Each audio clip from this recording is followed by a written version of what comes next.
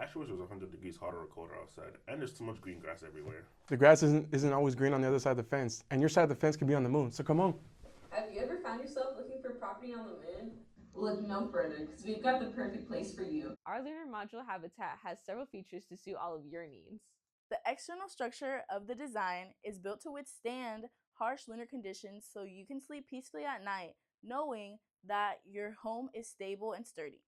It is built with Kevlar to ensure radiation protection so you and your family can stay safe and healthy. Trouble moving? Then let us explain our process for you. Just hop on the nearest Starship rocket and your home will travel with you. Although your home initially comes unfurnished, we have a terrific layout ready for you. We have optimized the design to operate within the usable floor space constraint of 50 to 80 meters squared by creating a two-story design with an additional airlock system below. And for the low price of $100 million, this lunar module could be yours. Only $100 million. Wow!